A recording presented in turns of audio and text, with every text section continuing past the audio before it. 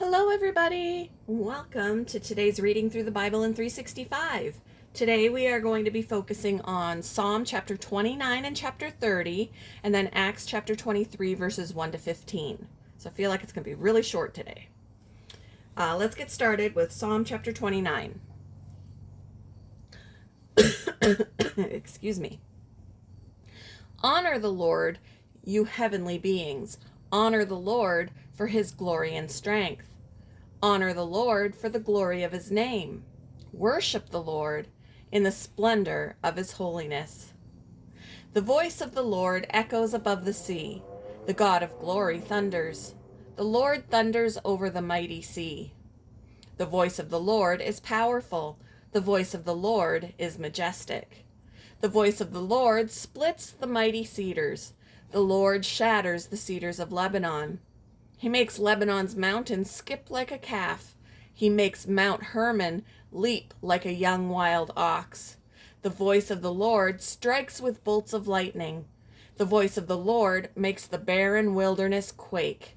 The Lord shakes the wilderness of Kadesh. The voice of the Lord twists mighty oaks and strips the forests bare. In his temple everyone shouts, "Glory!" The Lord rules over the floodwaters. The Lord reigns as king forever. The Lord gives his people strength. The Lord blesses them with peace. Chapter 30. I will exalt you, Lord, for you rescued me.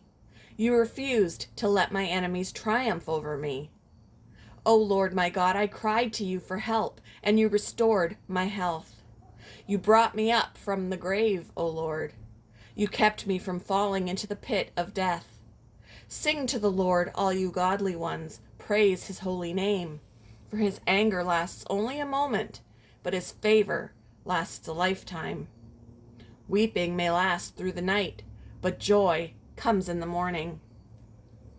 When I was prosperous, I said, "Nothing can stop me now." Your favor, O Lord, made me as secure as a mountain. Then you turned away from me, and I was shattered.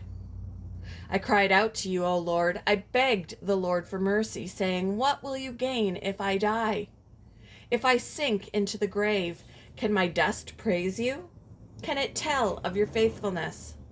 Hear me, Lord, and have mercy on me. Help me, O Lord." You have turned my mourning into joyful dancing. You have taken away my clothes of mourning and clothed me with joy, that I might sing praises to you and not be silent. O Lord my God, I will give you thanks forever. Moving on to Acts chapter 23, verses 1 to 15.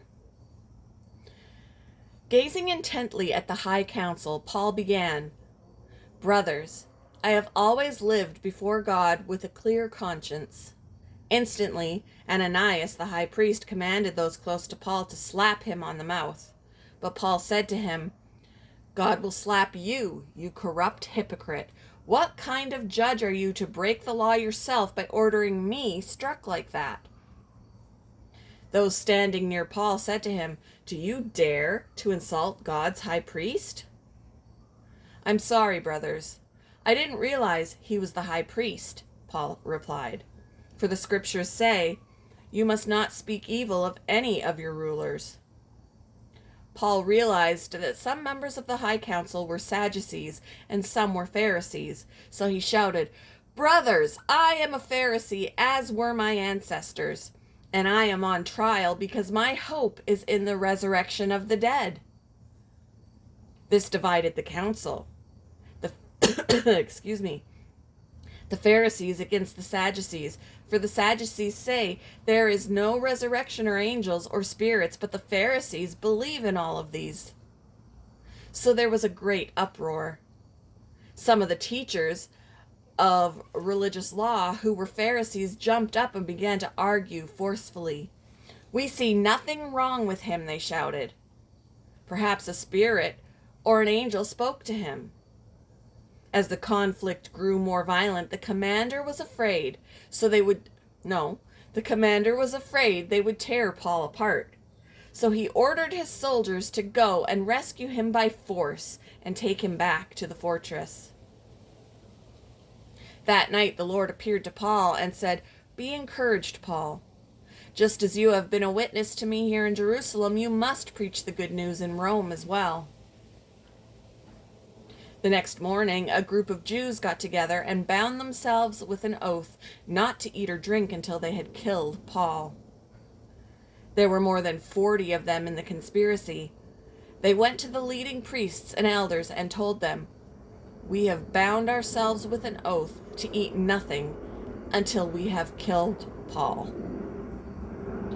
So you and the high council should ask the commander to bring Paul back to the council again.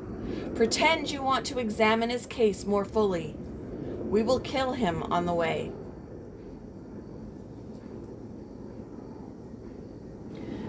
Thank you for joining me for today's Reading Through the Bible in 365.